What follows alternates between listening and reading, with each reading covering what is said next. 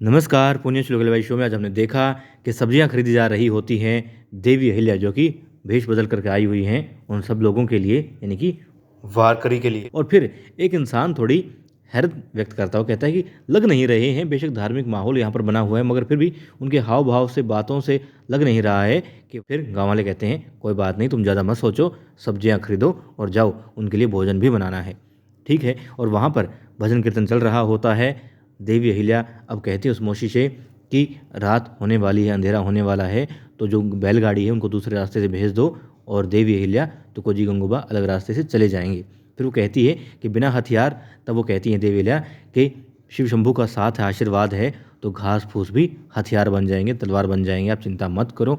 ठीक है, आप बस इतना करें। वो जाती है महिला मोशी और जाकर के बैलगाड़ी वालों से बता देती है। और साथ में सुजाव दौला के कुछ सैनिक जाकर के सुजाव दौला की बात बता देते हैं कि सब्जी खरीद रहे थे ग्राम वाले, तो उन्होंने कुछ बातें सुनी हैं और उनको थोड़ा शक है। अब वो कहता है कि ठीक है, शक को दूर करने के लिए जहान खान जाओ 50 सैनिकों को लेकर के, और यदि इसमें थोड़ी सच्चाई है तो उनको सबको खत्म कर दो, और यदि ऐसा कुछ नहीं है तो शक को दूर होना ही चाहिए। और अब दिखाते हैं महल में पार्वती बाई साहब देवी अहिल्या कक्ष में भोजन करती है और दासी से हरकुबाई कहती है कि तुम्हें याद है ना, छोटी रानी साहब यानी देवी अहिल्या ने भोजन किया है, तुम उनके लिए खाना लाई थी। कहती जी। अब वो चली जाती है और तभी पार्वती बाई साहब हरकुबाई से कहती है कि उसे कब तक यूँ छिप कर रहना होगा। तब हरकुबाई कहती है कि जब तक देवी अहिल्या अपनी मुहिम को पूरा करके नहीं आ जाती तब तक पार्वती को यहाँ पर इसी कक्ष में यूँ ही छिप कर रहना होगा। अब वो कहती है तुम ओढ़ लो और सो जाओ। ठीक है, हरकुबाई जाने लगती है और तभी दाखिल हो रही होती है उस कक्ष में यमुना बाई चुपके से। और फिर डर भी जाती है, क्यों? क्योंकि सामने पाती है हरकुबाई, और हरकुबाई भी हक्की बक्की रह जाती है क्योंकि एकदम से सामने यमुना बाई आ जाती है। तुम यहाँ कैसे? मैं फिर थोड़ा संभल कर कहती है कि उसने सुना देवी अहिल्या की तबीयत सही नहीं है, ठीक नहीं है, इसलिए पता करने चली आई थी, मिलने चली आई थी। वो कहती हाँ, वो भी सो रही हैं और उनकी तबीयत ठीक नहीं है, तुम जाओ भी यहाँ से, उनसे नहीं मिल सकती। अब हरकुबाई भी चली जाती है और यमुना बाई भी चली जाती है, मगर तुरंत यमुना बाई पीछे से फिर से लौट आती है और फिर पूछती है उस कक्ष में जाकर के पार्वती बाई साहब से कि रानी साहब आप ठीक तो है ना, छोटी रानी साहब आप ठीक तो है ना? वो कहती है ठीक है। अब वो जाने लगती है कि नहीं, देवी अहिल्या तो यहीं पर है। मगर तभी आईना, क्योंकि झूठ नहीं बोलता, आईने में देख लेती है यमुना बाई चेहरा पार्वती बाई साहब का, जो वहाँ पर देवी अहिल्या बन करके लेटी हुई थी, और तुरंत जा करके बता देती बात गुन्नू जी को, जो कि हम सबको लग रहा था कि नहीं बता पाएगी, मगर उसने बता दी।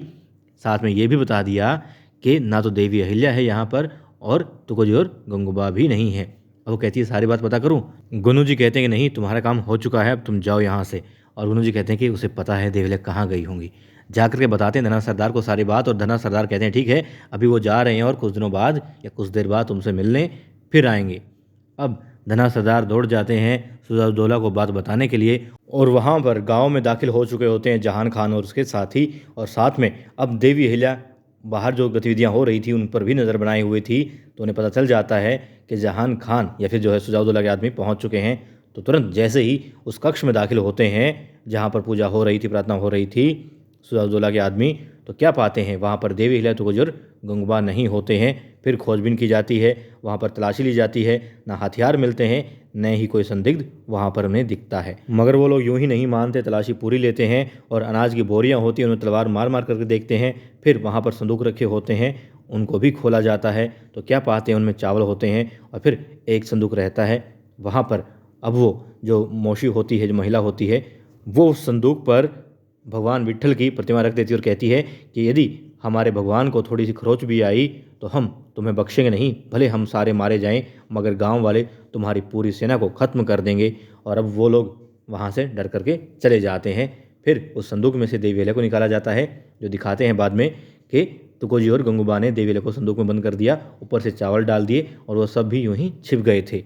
अब वो लोग जा चुके होते हैं, मगर क्योंकि उन्हें लग रहा था कि कुछ ना कुछ गलत हो सकता है, इसलिए कुछ सैनिकों को बाहर छोड़ जाते हैं कि वो निगरानी रखें, ध्यान रखें। साथ में गांव वालों से कहते हैं कुछ भी संदिग्ध लगे, कुछ भी हैरानी करने वाली बात हो, कुछ नया कोई दिखाई दे तो तुरंत प्रभाव से उन्हें बताया जाए। अब देवी अहिल्या से सब पूछते हैं कि आप ठीक तो हैं? वो कहती हैं हाँ बिल्कुल ठीक हैं। क्यों? क्योंकि जब बात मातृभूमि की हो तो इंसान हर हद से गुजर ही जाता है। अब देवी अहिल्या कहती है कि ठीक है, अब जल्दी यहाँ से निकलते हैं। तभी वो मोशी कहती है कि बाहर सैनिक हैं, और लोग भी कहते हैं कि सैनिक हैं बाहर।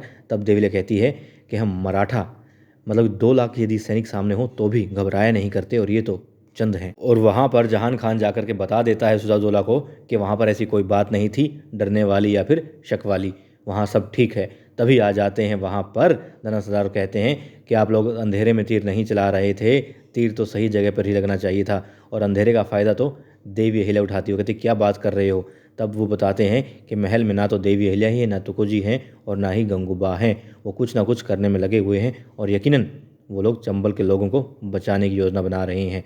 और तुम्हें बेशक दिन में भी अंधेरा लगा हो मगर देवी अहिल्या अंधेरे में भी अच्छे से देख लेती है। अब जहान खान को करारा तमाचा लगता और कहता है सिराजुद्दौला कि जाओ सबको ख़त्म कर दो, जलाकर राख कर दो, मिलें तो मार डालो वरना पूरे गांव को तहस नहस कर दो। और जहान खान अब अपने आदमियों को लेकर वहाँ से दौड़ जाता है। और वहाँ दिखाते हैं डकैत जीवा को, जीवा आराम से बैठा होता है, मंदिरा पी रहा होता है और अपने गुर्गों से पूछता है कि हाँ क्या चल रहा है। गुर्गे कहते हैं कि हर जगह आप ही का नाम चल रहा है, सब लोग भयभीत हैं। तभी देखता है लोग इधर उधर से पोटलियाँ लेकर के जा रहे होते हैं, अनाज की बोरियाँ लेकर जा रहे होते हैं। वो कहता है कि ये सब क्या है, तो कहता है सिर्फ और सिर्फ आपकी आज्ञा से ज़रूरी अति आवश्यक चीज़ें ही लेकर के जा सकते हैं, आने जाने की अनुमति है, वरना सब लोग घर में ही दुबके रहते हैं। और अब जहान खान पहुंच चुका होता है उसी घर में, उसी जगह पर जहां पर भजन कीर्तन हो रहा होता है, मगर जैसे ही दरवाज़ा खोलता है तो वहां कुछ नहीं पाता, हर चीज़ हर वस्तु वहां से गायब होती है। तब कहता है आखिर गए तो सब गए कहाँ। और फिर दिखाते हैं सूर्यास्त हो चुका होता है, तारे आसमान में चमक रहे होते हैं और चंद्रमा अपनी रोशनी नदी के पानी में बिखेर रहा होता है। और वहाँ पर कौन है, दमकते चमकते चेहरे के साथ में देवी अहिल्या होती है, जोश और जुनून के साथ में उनके साथ होते हैं गंगूबा, तुकोजी और वो मोशी भी। हालांकि यहाँ पर मोशी का हाव भाव जो है बदला हुआ नजर आ रहा है।